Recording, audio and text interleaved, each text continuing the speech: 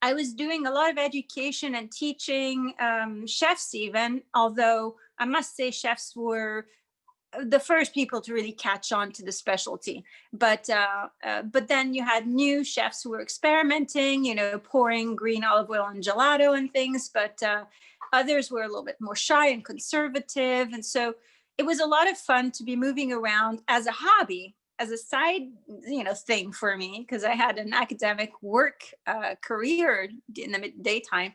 It was fun to actually deal with this other world of chefs and their creativity. And so I worked in restaurants in New York City in the summer. I worked. I wasn't properly trained as a chef, so no one wanted me in the kitchen. They said, if you work in the front as a maître d' or whatever, then you can work for free in the kitchen if any of the chefs in there want you. If they want you, then you can work for free on Sundays in the kitchen. And I obviously was excited, and so I did. And so I got a bit of a glimpse of that part of the one thing we should mention is that the olive that we're from, where Gabriella is from, you guys all probably know, is the green olive from Castelvetrano, which is an eating olive. So her dad had this. What made him think about pressing it? Because he liked oil, or?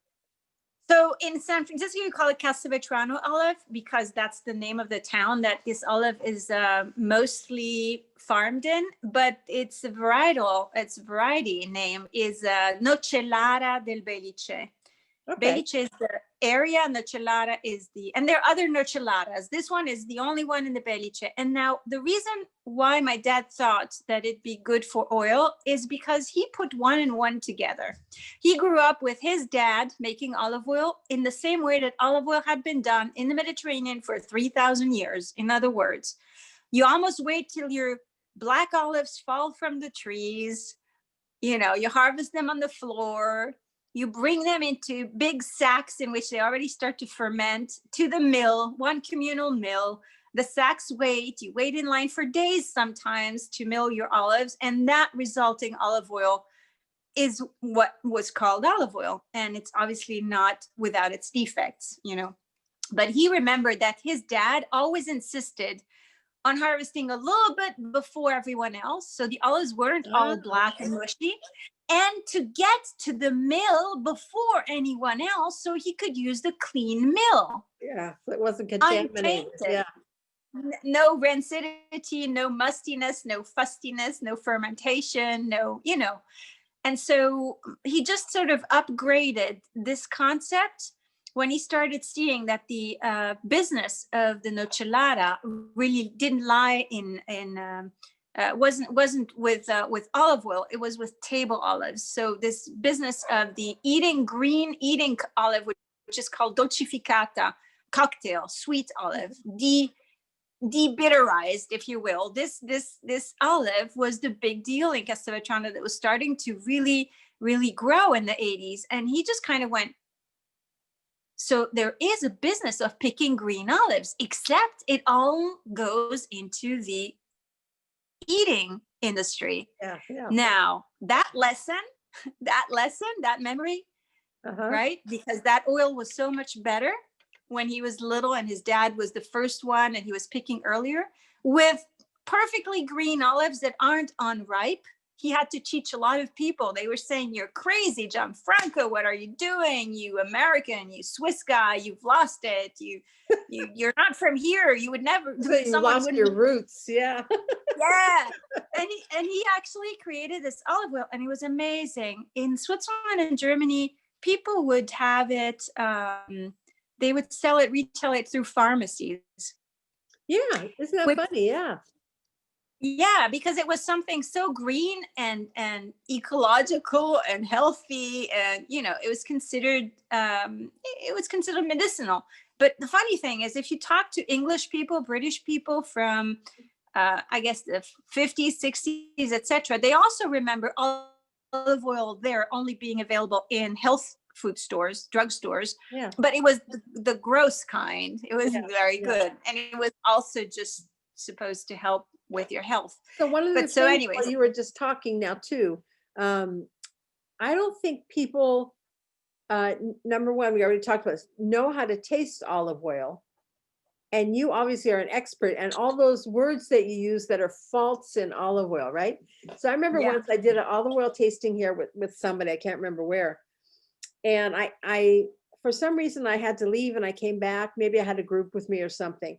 And he said, "Oh, well, you missed tasting the faulty olive oil." And I said, Oh, he goes, "Don't worry about it." I said, "No, no, that's the one I want to taste. I want to be sure I know what a faulty olive oil is." And so he had me taste that. And that was a real lesson.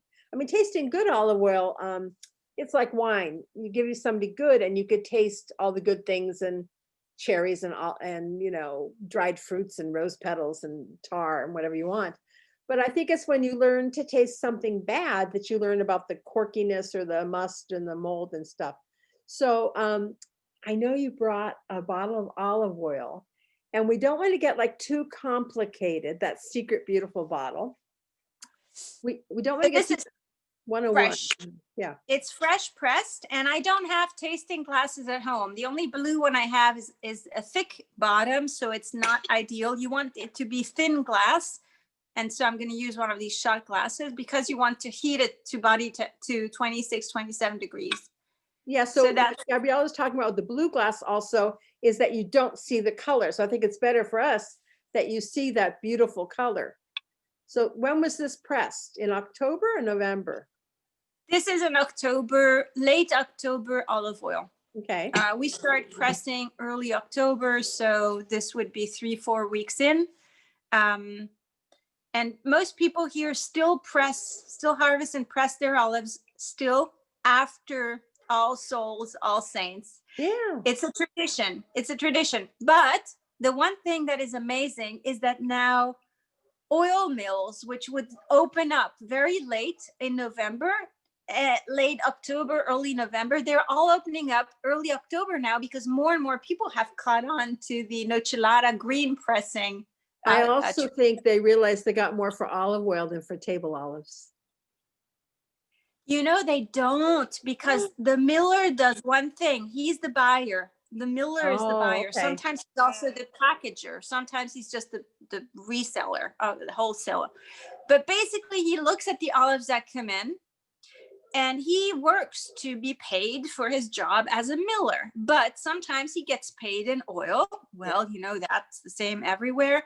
But sometimes his business is also to buy as much oil, and then he'll be particularly careful about the quality of the olives he lets in if he's a good, conscientious miller. Now, people here, they may have trees in areas that aren't so great. Their trees might not be in great shape. They might have pests. They might, all kinds of things. They might not have been pruned on a regular basis. And so the miller is really your most critical point, when you talk good quality olive oil. So you want to cover the whole thing. Okay. Because you want it you want to warm it up to 26, 27 Celsius. So yeah, I feel the glass getting warmer. Okay, so and I need to smell it. And at some point I smell that it's the right temperature. Uh-huh. Okay, it's getting there. Hey, it's kind of bloom right in your nose. Yeah. This is just too exciting. It's, how can you do this 1,000 times in your life and get super excited like a kid every time? Like when it's fresh oil, because you never know. Okay, it's the usual smell, because the first thing you want to do is you want to try and define what it is that you smell, the aroma. So it's the usual smell of green raw artichoke leaf, artichoke heart, and fresh cut grass, of course. Let's see. So you must know that we didn't have much rain at all throughout the year, right? So the oil usually is more concentrated, less mellow. These are things that influence the. I think too, most Americans probably have never tasted a raw artichoke, so they don't understand what that bitterness is, that beautiful bitterness. And I think that's one of the things I love about Italy is we love bitter. So the raw artichokes, the radicchio, the olive oil. Yes, yes, yes. So you're right, because now how could I possibly smell bitter, right? It's the Yeah, trick of the mind. I yeah, don't smell bitter, but because I smell artichoke, raw artichoke, yeah. the memory of the taste, which is slightly bitter, I think that you can't really talk about fresh pressed olive oil from green olives unless you're really well versed in the let's say raw vegetable, raw nuts, raw fruits Yeah, department, yeah. and maybe even agricultural. You have to be a gardener, because sometimes this year I don't smell green tomato leaves. Uh-huh. You know how when Yeah, the tomato vine starts to go into season, uh-huh. into its maximum production, you get that tomato smell as soon as you ruffle the leaves. It's not very strong this year. So the thing you want to do once the oil has permeated your mind and your nose is you want to sip, but you don't want to swallow. So sip and hold it. There's so many similarities with wine tasting, right? How do I talk now? Okay, I'll start talking. Yeah, so she's swishing it around to get all her taste buds covered in the oil, and there's different parts of your tongue that get different flavors. She's also doing the inside of her cheeks and everything, and really moving it around. And then she'll swallow. And that's what should happen with green oil. So there is this polyphenol. That's so great. Let me wash it down. It's actually working. Okay. So, what happened is that some of the saliva, which had emulsified it, was kind of stuck here, and so by drinking a bit more oil, it just kind of nicely washed it down and removed it. So, the sensations you want to pay attention to, obviously, are the bitterness, which isn't going to be prevalent. The most prevalent sensation or taste is going to be behind this slight heat that you have sort of on the side of the front of your tongue and the inside of your jaws and the top of your palate and the back of the throat. This pepperiness is going to be mellow, but you're going to have this bitterness. You're going to definitely, and in this case, there is green almond. There is yeah, it's definitely green almond, white almond. Um, I don't have any other nut, and white almond is barely a nut. Yeah. Maybe banana, maybe a bit of banana. Isn't that Maybe funny? a ripe, All your memory of flavors. yeah, it's like a riper banana. It's like it's not the usual green banana which you might get with our type of olive oil earlier in October when the olive is green and ripe, but still um you know uh, not as ripe as this one here, which was still green but a little plumper. So the banana is riper. See, it's funny. Yeah, And I I don't think love that's that. a trick of the mind. And then what else? Well, I can mint, yeah, a bit of mint, a hint of mint. That's the first time probably in all of these years that I've tasted a hint of mint. Mhm. The other thing I was Yes, gonna that's a hint of mint. the other thing I was gonna ask you too is at home in America, your oil is available. So people could go, and the new oil, is it already there or It's supposed to get there any day now. okay. So yeah, I think it's based on pre-orders because it's air shipped, and so they can't stock it too much, right? Hmm. So the fresh off the press oil is there, but it might The not special be order. available anymore. It's special order, and the what's that? That's the first 2 weeks of the harvest, right? That get bottled. First two, three, and then as we keep harvesting and milling, you get more bottling, and that's sort of the new harvest. Then it'll get to the shelves of the grocery That stores. gets to the shelves. Usually that gets to the shelf between when I was taking care of the logistics back then. I remember I would make sure that it got to the shelves in early, I mean, it before Thanksgiving. The idea is that your holiday season, you have to have that. You have to be able to bring it as a gift. You have to be able to learn to eat turkey with a drop of that, a drizzle, or a dollop, or whatever, a gulp. So it was important for me culturally, for the marketing, the penetration of the product into a culture, for people to have it during the holidays, because that's the moment you talk food. That's when your mind is on The food.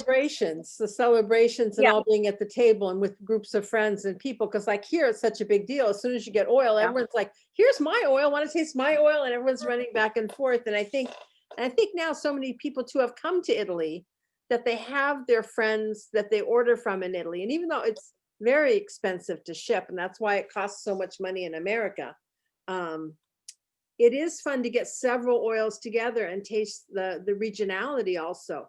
You know, the That's Tuscan fun. oil That's is the best. it's so peppery That's because the we best. don't use pepper in cooking.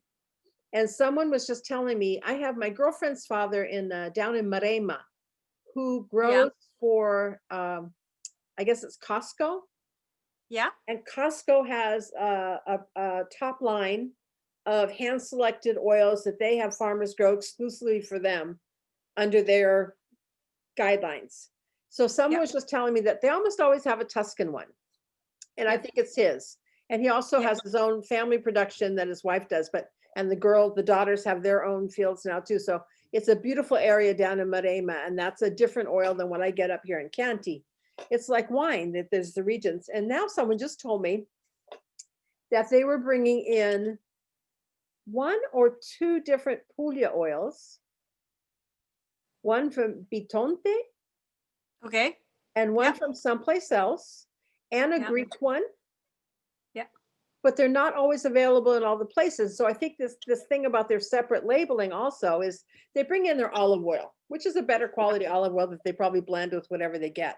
But now they're doing these better qualities, and they're in the dark green bottles, and that's a fun way to taste too. And so many people were saying that they could they actually liked like the Pugliese or the Greek better.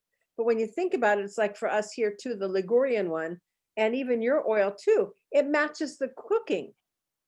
So, it goes really good with fish and vegetables, which so many people love, and ours is really so strong, but we have like kale, cavolo and the Tuscan white beans, and pulses. You have a ton of legumes and pulses into which you put the cavolo nero and all of these dark leafy vegetables. So and there's the Mediterranean diet, right? Yeah. Why is everybody so old? Well, let's hope that people go back to the Mediterranean diet, which a lot of them have been abandoning, sadly, right? But I mean, I must say that whenever I take kids around in groves, or I teach valorizzazione, that's like a promotion of local products to young entrepreneurs, or sometimes I'm asked, right, to intervene, teach, share my experience, tutor, whatever. And so there's nothing that makes me happier than a kid that everyone else in the class makes fun of, but who speaks a thick dialect, although he probably knows perfectly well how to speak Italian, and excited looking at the branch of a tree, he recognizes the darkening of the thicker nocellara, which are now black, almost purple, or purple, almost black. And he calls them pasuluna, and he recognizes them. He says, my grandpa, he loves them like that, and the pasuluna are just a delicacy, and they're a fresh product. You cannot export it. You can't package it. It's really like a hyper ripe olive, totally black. And you can, slowly dry it in a low grade, low heat oven, or you could fry it up like they do in Greece and other places in the Mediterranean with garlic and chili pepper. Yeah, I had those. They're so good. Yeah, they're delicious. And so these kinds of fresh uses of olive oil, it's clear that if you're used to those kinds of flavors, then your palate is also educated and broad enough to accept a spicy, green, fresh off the press olive oil, which to a lot of people will be too strong in the sense that it's too peppery, too fruity, it has too much of a presence, because their education of their palate really puts on the same level eating fat, right? Or cooking fat with a neutral type of oily, greasy Exactly, that thing. shouldn't have flavor. Like I remember my Andrea's father worked at the Central Markets here in Florence, and it was next to the Carapelli factory. Oh, He said he never saw an olive come in. you said it. I didn't say it. Andrea's father said he never saw an olive enter the factory. They See, only had olive oil coming in, and it was blended, clean, yeah, yeah, deflavored, reflavored. It's all yeah, most yeah, commercial yeah. oils. And I remember because they used to also say in America that Americans don't like it, so let's take away the flavor. Yeah. Let's strip it. Let's Yeah. deodorize it. These are all terms. Yeah, exactly. You know how labeling laws are made by not in the interest of the consumer, not in the interest of the actual farmer, real small producer, miller, packager, artisanal vendor. Laws are allowing such things to a Yeah. certain extent. And then because although those laws are very broad and allow deodorization to a certain extent, but apparently it's not enough. So people are still, there's still a lot of fraud going on. I think it's 95% of all extra virgin labeled olive oils on retail shelves that aren't exactly either extra virgin, so they're carrying the wrong label, or aren't even olive. They can be mixed or blended. Yeah, they blend. And the other thing too, the big fraud is like Tuscan olive oil sells for such a high price.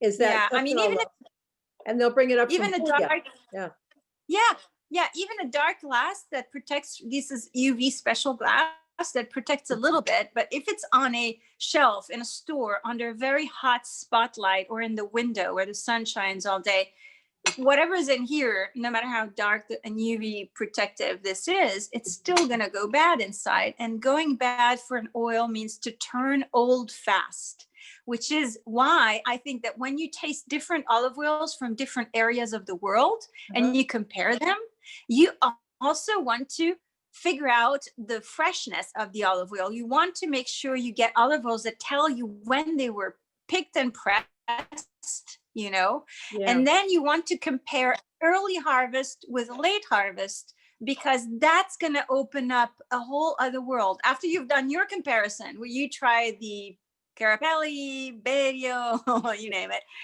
and you compare it to a real small, good, honest production. Yeah. So basically when you do that, then your next step to expand your horizon would be to, zoom in on the good oils and say, it's worth it. It's expensive, but it's worth it. It's worth it for the taste, the garnishing, the cooking. Obviously, if it's $40 a bottle, you're not going to fry in it. But, in my house, in your house, we fry in it. We do, right? Well, the thing that I was going to mention also, when you were talking about how the new oil is so strong, we all panic and go out and get the new oil because we want that. But we still have that 5 liters left over from the last harvest is what we use most of the time to get us through to when the new oil is more palatable to use all the time, right? But right now, everyone's like toasting bread and rubbing it with garlic and doing kale and having the Tuscan white beans and just pouring it on a steak, and the special things that you only really kind of get for that first month of that new oil.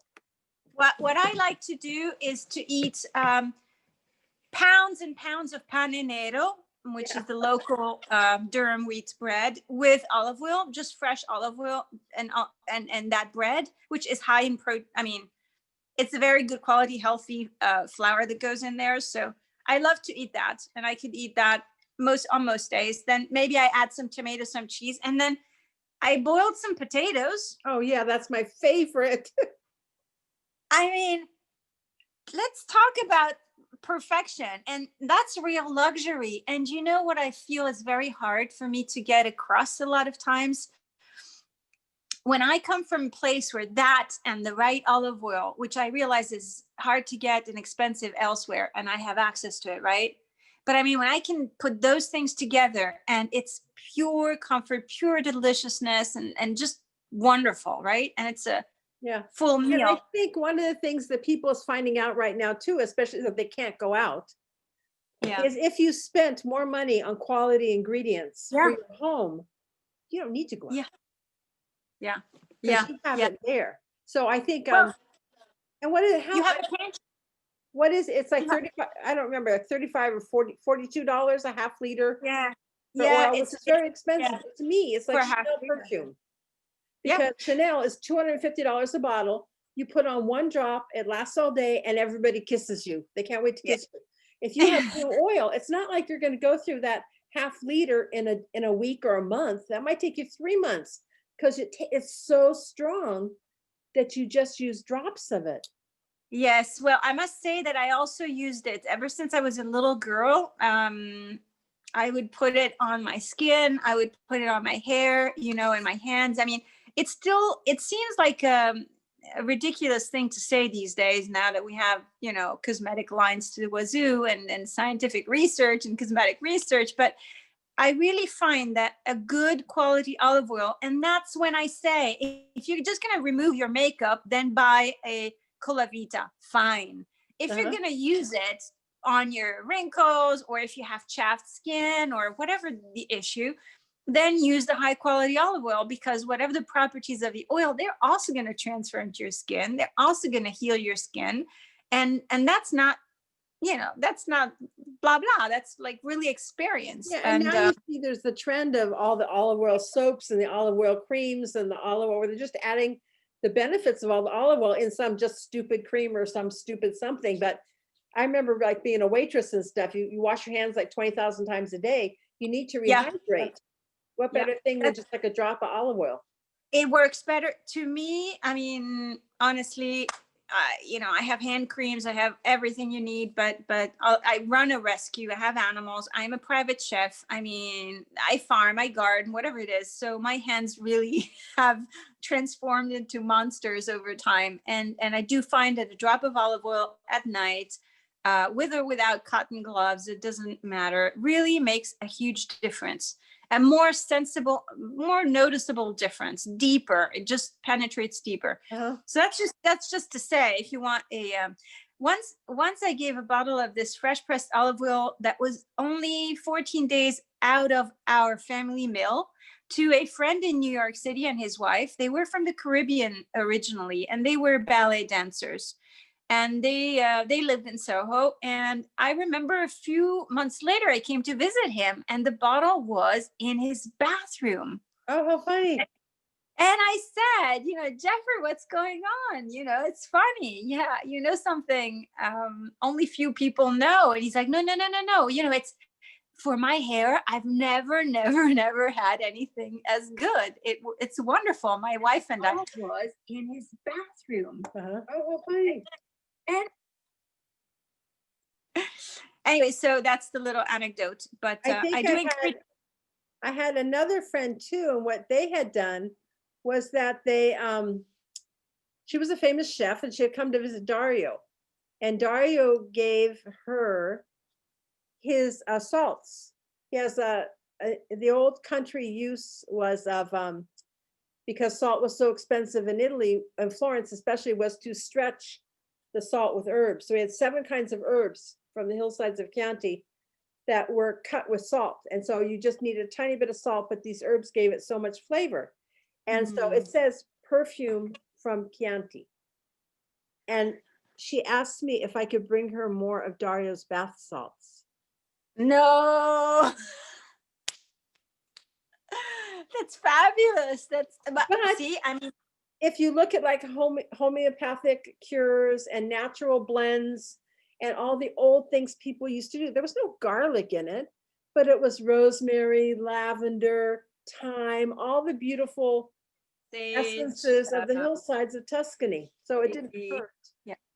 Yeah, no, that's great. That's a good idea. You're giving me an idea about you know how in Sicily we have a ton of salt and it's really inexpensive. And even fleur du sel by the kilo could be, you know, it's going to be less than $1, less than €1, and it's going to resell for a tiny little bit, like 150 grams for, you know, 10 times that. So it's like 100 times more expensive by the time it's on the shelf. Yeah. And so some of those salt pans and salt millers, they don't purify the salt, and they have a select clientele. You go there and you get the bag of gray salt that's totally still whole. I love the You crystals know, that look like diamonds. They're beautiful. yeah. Yeah, and that's really healthy as well, that kind of salt. And for a while, I actually used it for cooking, not for guests, but for myself. And I must say, I never got sick for it not being, you know, purified or something or whatever. It's sought after. I mean, the same thing like from the ponds in France and stuff. It's sought after. It's fabulous. Yeah, definitely. Oh, by the way, about the shipping costs, I talked to mailboxes, etc. And here in Italy, and they say that they can ship 5-liter tins for €65. Oh, that's a great price. And so it's less expensive. Nancy Jenkins has a mailboxes, etc. in somewhere in Tuscany. I forgot where. No. Anyway, which It's the one I go to. It's not far from my house. It's nearby Bernino Valdelsa. It's just off the highway. Yeah. Right. So that one has the lowest prices I've ever heard of anyone privately shipping olive oil across to the United States. Amazing. So I discovered this more than anybody does, because they're in the heart of Chianti and they ship everybody's wine, everybody's olive oil.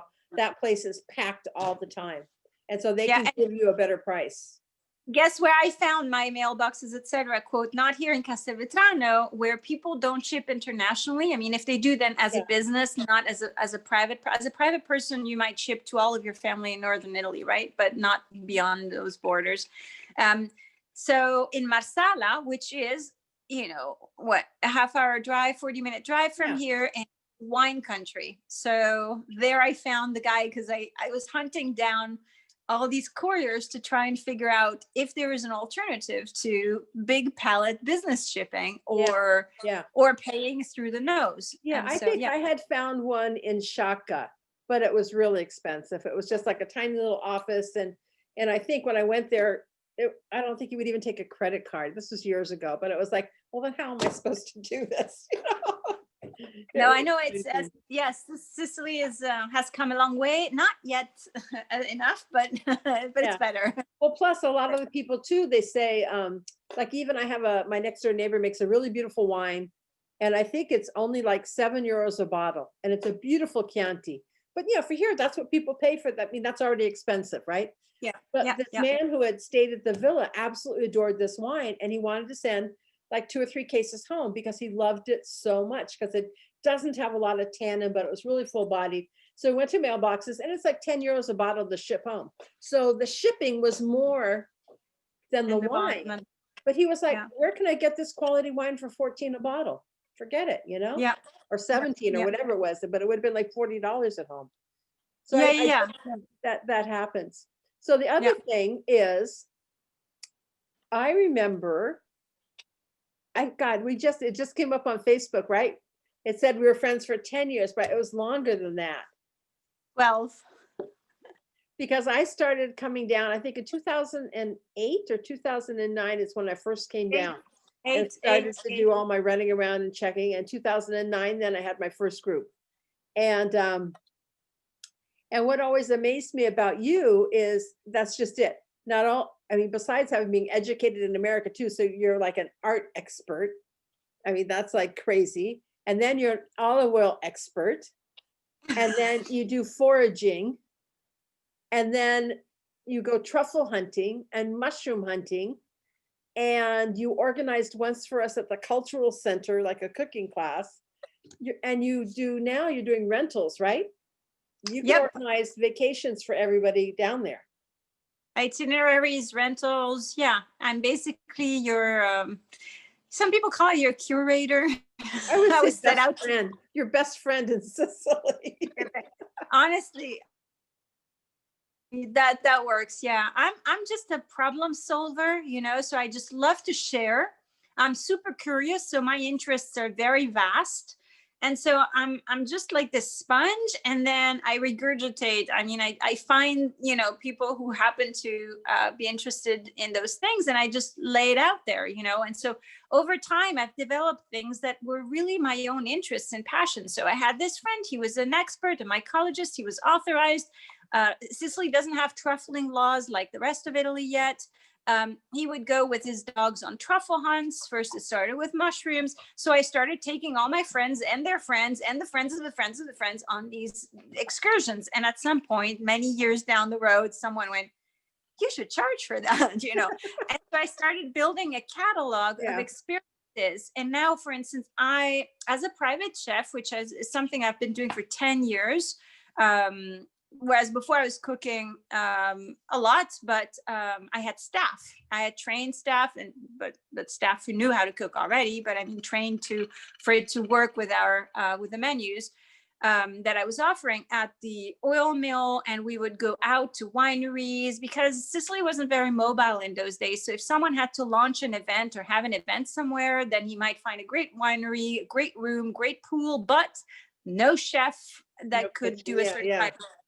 So I would be traveling around with my staff like that. So, but as a private chef working alone, that's a new thing that I've been doing only for 10 years.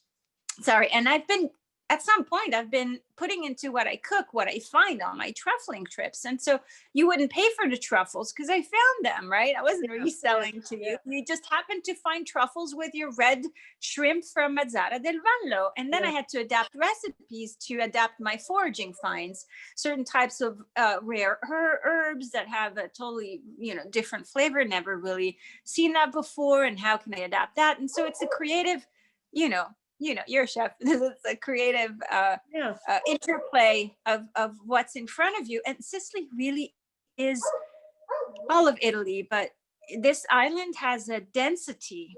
I mean, it has, like other regions, like Abruzzo also has about 250 wild edible varieties, wild autochthonous varieties, right? So it's not that Sicily is that special. But it is that some of those varieties are really Sicilian and only Sicilian, and they're nowhere else, especially around Etna. And so you have all of these traditions here, like the sweet liquore, the digestif, the limoncellos, but made with these herbs, of course. And because they're herbs that are just so weird, so unusual, you also get unique products when you use them.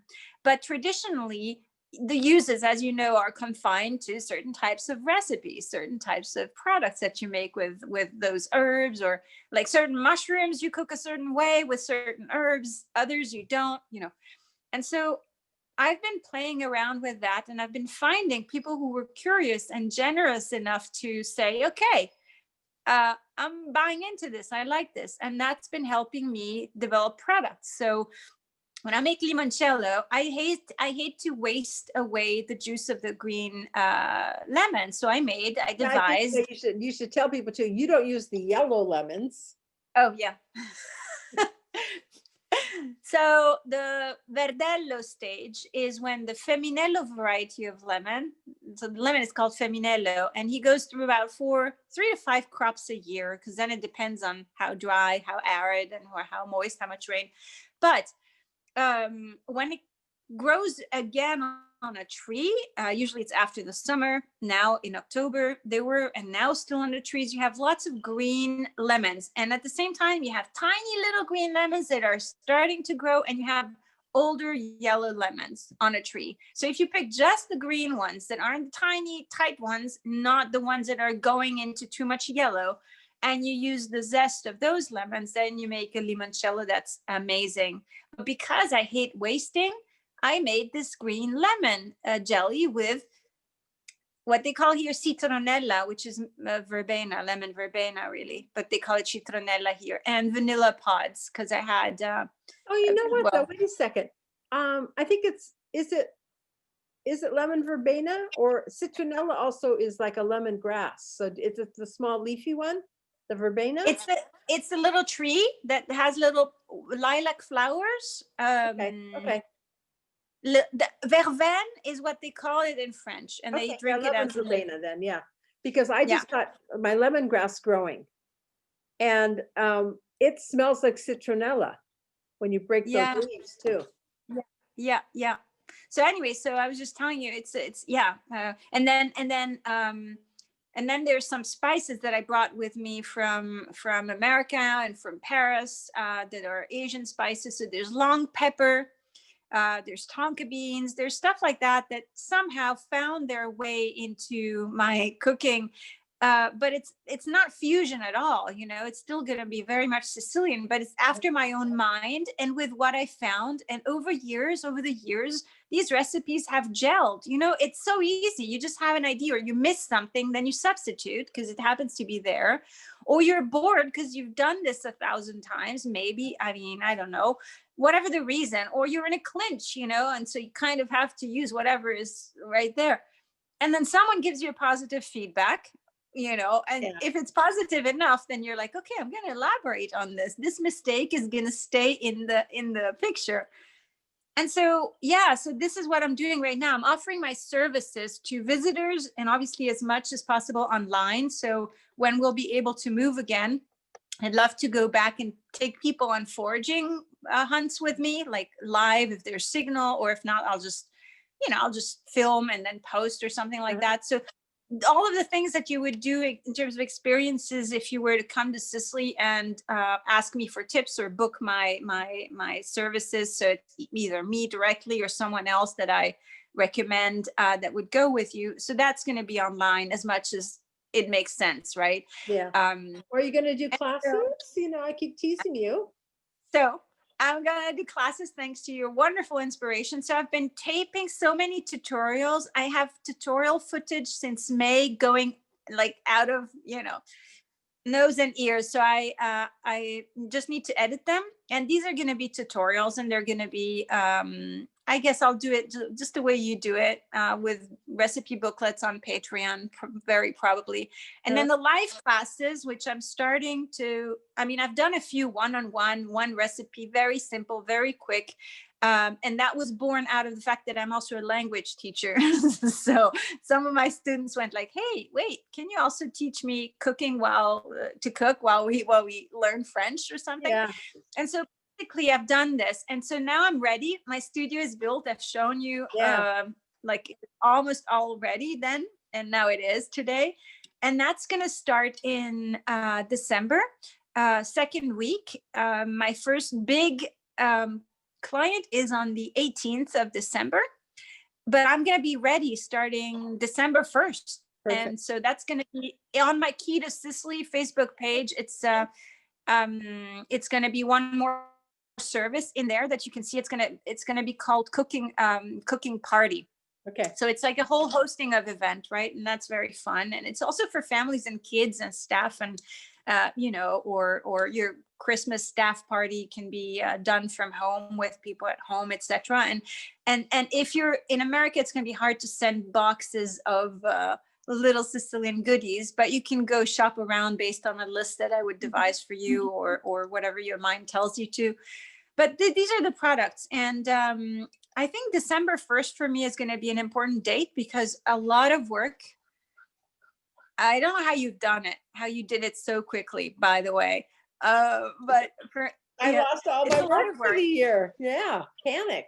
Yeah, it's a lot of work. It's a lot of work. And so December 1st, I should have everything. And so my website, which is ready, but it's not visible, it's called keytosicily.com, Key to Sicily. And my products, which I select or I make, some I select. If I don't have the material or don't have the time to go pick or farm or harvest or mill, then I'm going to select it from, a situation that I know well, Well, I and think so what's that's great is you're there, and so you could pick. I mean, yeah, remember Denise, who got the truffle dog from you? yeah, She would, like, once a year always contact me and say, I have this much money. Would you just even go to the grocery store? She has a certain candy bar she likes. She likes that spice. Would you go to this little shop and get me this little ceramic? So she would just want to get a box of curated yeah, products from yeah, Tuscany, that when she got it, it was like her Christmas. So You know, if someone Yeah. says just curate, you've got linens, you've got ceramics, you've got herbs, you've Yeah. got liqueurs. You probably Yeah, can't mix everything together, but there's some things you can ship together. That would be I like am a right beautiful now. surprise package. Yeah. Yeah, right now I am finishing. Just before we got on tonight, I was still on the phone with one more vendor of ceramics because I wanted the really nice artisanal ones. Because this client wants the whole box of curated items, and he also asked for his staff to all receive little ceramic bowls, Sicilian ceramic bowls. And you and I have a particular passion. You and I and a bunch of other people have a passion for Sicilian ceramics. And Don't it's tell so my hard husband, yeah. so hard to decide because every town has a style, has a different Exactly. color scheme, Yeah. different shapes. Well, I was so thankful you introduced me to Cascio. Gaspare Cascio. I have on my wall up here, I can't really show you. I have a Trinacria that she looks Yes. like me. She has dark curly hair. It's really cute. And I have some of his, let me see if it's here. I don't think it's here right now. Some of his like art pieces that are those ones that look like the lusterware, the ones that look like they have the Yes, metallic. yes. Oh, Yes, it's the Arab technique yeah, that's so of gorgeous. malto. Yes, yes, yes. I always Of wanted metal. that horse you had, the horse with the wings, but The that's Pegasus. but that's kind of too big for my house, so I can't have that. But that's from the 1970s. I think I was very little when he made that because I grew up with his work. So I've seen the transformations of style. I've seen his creativity literally develop, and he is a true artist. And he He also really makes is. his own. Yeah, I and he think also that's makes funny. his You never know, because here you thing. are in this little village of Shaka, and you're walking down the street, and they've got this little Yeah. teeny shop, and half of it's Yeah. just like touristy junk to get the tourists in, and the other half are art pieces, but no one would know that those are art pieces. You know? Yeah. So it takes a trained eye. It takes an aficionado, an amateur, a person, or a connoisseur, a person who really knows. It does. It does. I mean, and everybody loves a different style too. There's another guy up there I love, Eugenio Scalfari, I think his name is. He's when you come just past the church, you come in the door, he's on the left-hand side and you have to go down in. And he has Yeah. kind of odd three-dimensional sculptures and tiles. And I think I bought from him a Sant'Agata tile. Oh, wow. But then he does like these crazy fish. I really love Yes. his fish too. Yes, the fish. And also what I really like, I don't have any to show here, is the Burgio ceramic. Oh, yes. Which is so much rougher. It's the greens and the browns and the ochres, But but it has gorgeous, the rabbit scenes, the hunting scenes, a mix of the religious and the natural. And I mean, it's just, and the amazing shapes, and the fact that this Burgio ceramic, there are pieces of Burgio ceramics that are in museums that are 400 or 500 years old. Yeah. And there's still this one shop left there, father and son, who, I don't know if I ever told you, but on my ceramic search once, I took a car and drove up to Burgio, and my car was really big. So I knew that Burgio was really small. And I knew the family was on the back outside of the city. And so I said, how do I get to these guys? I don't want to go through the city. I want to go around the outway. And they sent me through the city. And cars were double parked. I got about halfway there. The cars were double parked. And I'm just like, I can't back down. And so finally somebody went and got somebody, they were at the hairdresser, to come and move the car out of there and then help me maneuver through this little tiny alleyway in a station wagon when I could have just driven the other road. Yes. I know that, but I couldn't make myself understood. I have gotten lost in Burgio going to Caravella after I've been there hundreds of times over decades. I've still, if I haven't been there in a long time, say, then there's two parallel roads that, you kind of like, and then, that's when it happens. And then you're tired and you take the wrong one anyway. Yeah, that's it. It's Okay, Gabriella, listen, I've got to go. Yeah. And so I'll be posting, I'm going to save this to my YouTube channel. And then Thank you. I'll post your Key to Sicily website connection, and good luck. Thank you very, very much. Good luck to you, and we'll stay in touch. And thank you very much. Ciao, Badla. Ciao. Ciao.